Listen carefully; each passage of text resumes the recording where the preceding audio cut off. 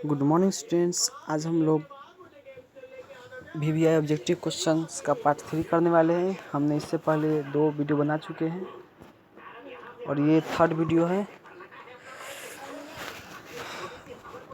और वीडियो पसंद आए तो लाइक करिएगा और इस चैनल को अगर नए हैं तो सब्सक्राइब ज़रूर करें। चलिए स्टार्ट करते हैं। हमने 31 तक करवा चुका है और आगे हम लोग आज करने वाले हैं। चलिए देखते हैं अगला क्वेश्चन 32 नंबर। वह गोलीय दर्पण जिसका अपवर्तक पृष्ठ अंदर की तरफ हो, इसका अपवर्तक पृष्ठ अंदर की तरफ हो, क्या कहते हैं उसको? अवतल दर्पण कहते हैं, उत्तल दर्पण कहते हैं, समतल दर्पण कहते हैं, या इनमें से कोई नहीं? इसका जल्दी सेलेक्ट कीजिए, इसमें से कोई भी ऑप्शन चूज कीजिए। तो इसका सही आंसर हो जाएगा ऑप्शन नंबर ए, अवतल दर्पण। अगला क्वेश्चन देखते हैं। गोलीय दर्पण का अपवर्तक पृष्ठ वक्रित हो सकता है केवल अंदर की ओर, केवल बाहर की ओर, अंदर या बाहर दोनों की ओर। यहाँ पे देखिए दोस्तों, यहाँ पे गोलीय दर्पण पूछ रहा है, तो गोलीय दर्पण क्या उत्तल हो सकता है, अवतल हो सकता है। अवतल दर्पण द्वितल दर्पण हो सकता है, या तो अंदर की तरफ भी हो सकता है और बाहर की तरफ भी हो सकता है। तो इसका सही आंसर हो जाएगा ऑप्शन नंबर सी, अंदर या बाहर दोनों ओर।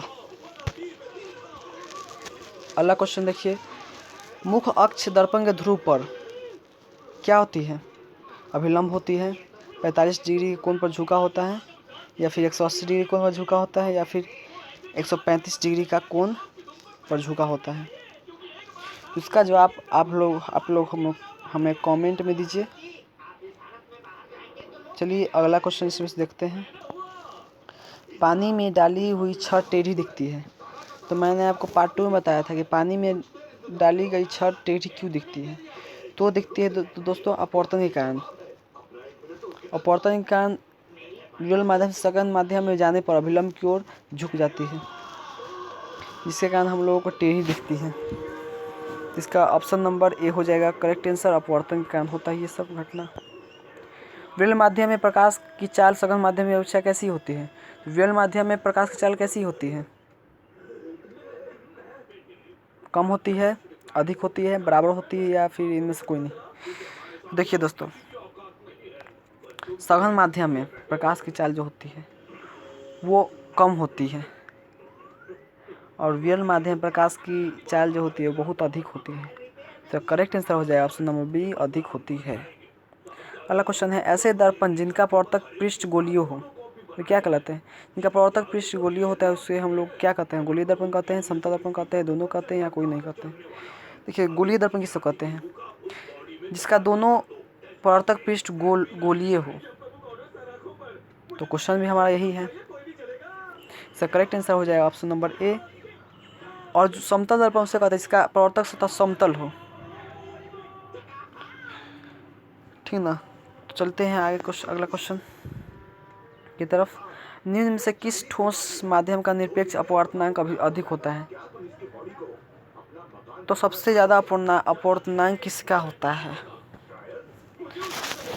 हीरा का, सोना का, चांदी का, या तांबा का? इसमें से करेक्ट आंसर हो जाएगा दोस्तों हीरा। हीरा कितना होता है? हीरा का हमारा कुछ होता है, हीरा का होता है 2.42 होता है हीरा का अपवर्तनांक। और कुछ पूछते हीरा का अपवर्तनांक तो क्या बताइएगा? 2.42 होता है।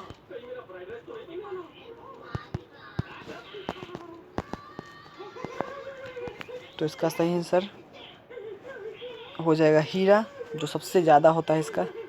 ठीक, देखते हैं अगला क्वेश्चंस। हीरा का पूर्णांक देखिए दोस्तों, वही क्वेश्चन आ गया है। तो मैंने आपको अभी भी बताया कि हीरा का पूर्णांक 2.42 होता है। ऑप्शन नंबर डी इसका करेक्ट आंसर हो जाएगा। चलिए दोस्तों आगे बढ़ते हैं। सौर भट्टियों में सूर्य के प्रकाश को केंद्रित करने के लिए किस बड़े दर्पणों का उपयोग किया जाता है? तो आपने प्रकाश के प्रवर्तन में पढ़ा होगा कि अगर हम लोग अभिसारी दर्पण और अपसारी दर्पण के बारे में, अपसारी दर्पण किसे कहते हैं? जो वस्तु से आ रहे प्रकाश को अभिसरित एक बिंदु पर यानी कि फोकस पर अपसरित कर देता है, अपसरी दर्पण अवतल दर्पण को कहते हैं। तो इसमें से करेक्ट आंसर हो जाएगा ऑप्शन नंबर ए, अवतल दर्पण। गोलीय दर्पण के प्रवर्तक पृष्ठ की वृत्ताकार सीमा रेखा का व्यास दर्पण का कहलाता है। क्या कहलाता है? द्वारा कहलाता है, वक्तक कहलाता है, फोकस कहलाता है, या फिर इनमें से कोई नहीं। तो इसका भी आप लोग हमें कमेंट में ही आंसर दें। अगला क्वेश्चन है, लेंस के केंद्रीय बिंदु को क्या कहते हैं? तो हम लोग उसे क्या कहते हैं? वक्ता केंद्र कहते हैं, प्रकाशीय केंद्र कहते हैं, द्वारक केंद्र कहते हैं, अक्ष केंद्र कहते हैं। तो हम लोग उसको प्रकाशीय केंद्र कहते हैं। Option number B correct answer हो जाएगा। अगला क्वेश्चन है, किसी लेंस के कितने वक्ता केंद्र होते हैं? लेंस का वक्रता केंद्र पूछ रहा है।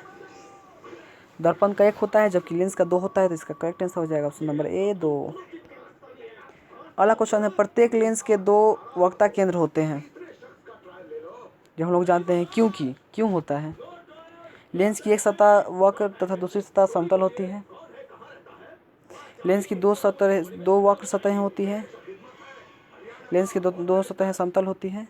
इनमें से कोई नहीं। तो जो करेक्ट आंसर हो जाएगा इसका करेक्ट आंसर हो जाएगा बी। चलिए दोस्तों अगला क्वेश्चन देखते हैं। किसी लेंस द्वारा उत्पन्न आवर्धन का ऐसे मात्रक, आवर्धन का ऐसे मात्रक क्या होता है? H2/H1 होता है। तो हम लोग यहाँ पे इसको सॉल्व करते हैं। तो इसका आ जाएगा, क्या होता है? आवर्धन जो होता है हमारा आवर्धन वो क्या होता है? H2/H1। तो इसको अगर हम लोग इसको सॉल्व करेंगे, अगला मान लीजिए वो 5 मीटर है H2, और जो H1 है वो 10 मीटर है। 10 नहीं, 1 मीटर है मान लीजिए। तो मीटर से तो मीटर कट गया। इसका आंसर क्या आ गया? 5 आ गया। बताइए इसमें कोई मात्रक है? बताइए इनमें कोई मात्रक है? नहीं है। इससे क्या हो जाएगा? ऑप्शन नंबर क्या हो जाएगा? आप ही बताइए। इसका ऑप्शन नंबर हो जाएगा डी नंबर, मात्रक विहीन, यानी कि इसका कोई मात्रक है ही नहीं। इसका डी नंबर करेक्ट आंसर हो जाएगा। अगला क्वेश्चन देखते हैं। जब प्रकाश एक माध्यम से दूसरे माध्यम में जाता है तब अपवर्तन होता है। किसके कारण अपवर्तन होता है? प्रकाश की चाल में परिवर्तन के कारण, प्रकाश के चाल में परिवर्तन नहीं होने के कारण, प्रकाश के रंग में परिवर्तन होने के कारण, या इनमें से कोई नहीं। इसका करेक्ट आंसर जो हो जाएगा वो प्रकाश की चाल में परिवर्तन के कारण ही अपवर्तन होता है। तो correct answer option number A हो जाएगा। अगले क्वेश्चन देखते हैं। किसी अवतल लेंस की फोकस दूरी होती है। फोकस दूरी कैसी होती है? किसी अवतल लेंस की फोकस दूरी क्या होती है? धनात्मक होती है, ऋणात्मक होती है, दोनों होती है। ये मैंने आपको पहले भी करवा चुका है। इसका करेक्ट आंसर हो जाएगा ऋणात्मक होती है। अगला क्वेश्चन देखते हैं। किसी उत्तल दर्पण की फोकस दूरी क्या होती है? ये भी अब मैंने आपको क्वेश्चन करवा चुका है। इसका भी सही आंसर हो जाएगा धनात्मक। अगला क्वेश्चन देखते हैं। किसी अवतल दर्पण की फोकस दूरी होती है। अवतल दर्पण की फोकस दूरी,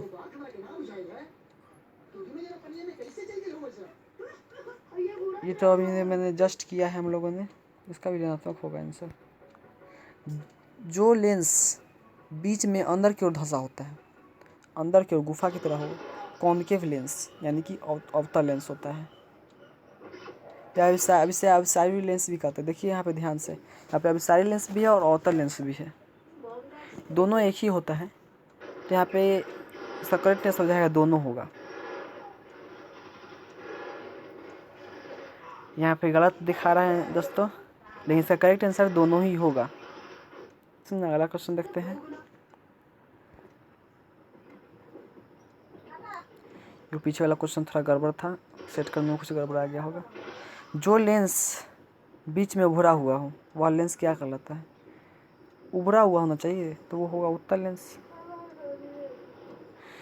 तो आज के लिए इतना ही, और मिलते हैं अगले वीडियो में। तब तक के लिए गुड बाय।